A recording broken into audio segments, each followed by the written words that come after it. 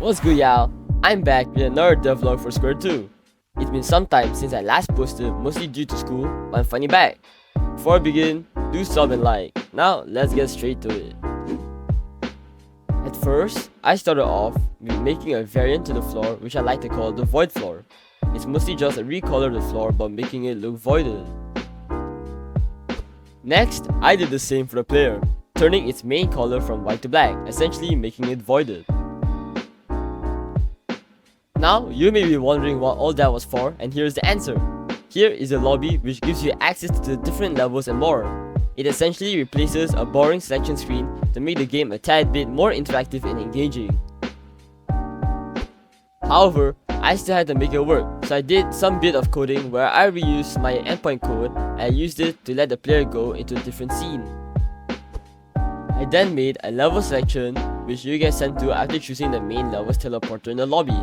As the name suggests, you get to choose from a variety of levels spaced out around the map. However, I wanted them to be spaced quite neatly and orderly, so I spaced them out by 10 levels in each area of the map.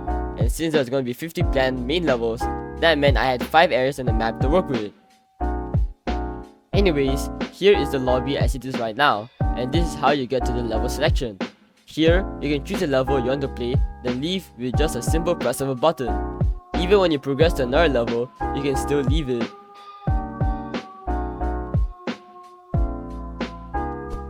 I then made the next area of the level selection map, which is levels 11 to 20. I wanted to make the map quite fun, so I made it such that the player had to do some sort of simple platforming to get to the area and access the levels.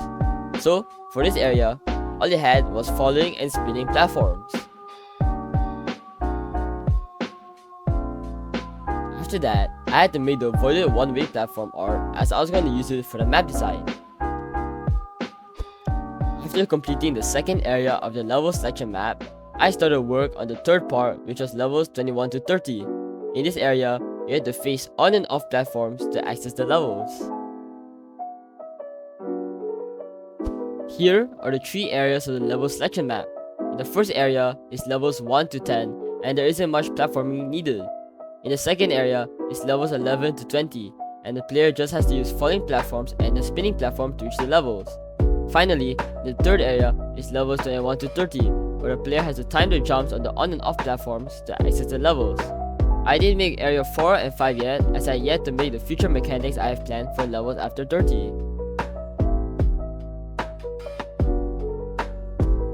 After making some of the areas of the level selection map, I started work on the main menu. I set up the buttons and made sure they worked before making the art. This is the main menu. There's a settings button which opens up the settings menu, a quit button, and a play button. Here is the art for the buttons of the main menu, which are the play, settings, and exit button. I tried giving the buttons a cool design to make the main menu more appealing and look more polished. I mostly got inspired by some random buttons design I saw online, and I wanted to somewhat replicate it for my game. So, I put a curve to the buttons at the corners and put a goldish color as an inner outline for the button while making the words be in white. This is how it looks in game, and it looks pretty good in my opinion. However, I still have yet to complete the settings menu, so that's what I had to do next. I then made a cancel button which will be used for the settings menu to close it and let the player have access to the main menu. And this is how it looks. However, the settings menu background looks horrible, so of course I had to make art for it.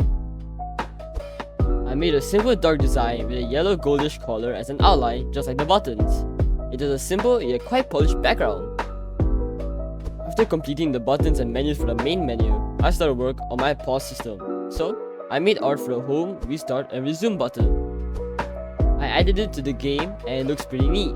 Just that right now, you have no way to access it in game, so I had to make the pause button. It was pretty simple and I was done making it quickly. After making the visuals for the pause menu, I had to actually code it and make it work. After a bit of coding and reusing code, I finally completed it.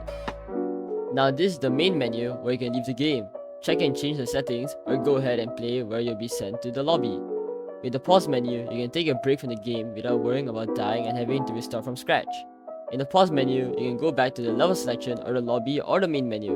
You can also restart the scene or simply just resume when you're ready. In the lobby, you can go into the main levels, which sends you to the level selection, which is a huge map which allows you to access all the levels while providing the player with some platforming fun to do. You can enter and leave levels with just 2 clicks, which is pretty convenient.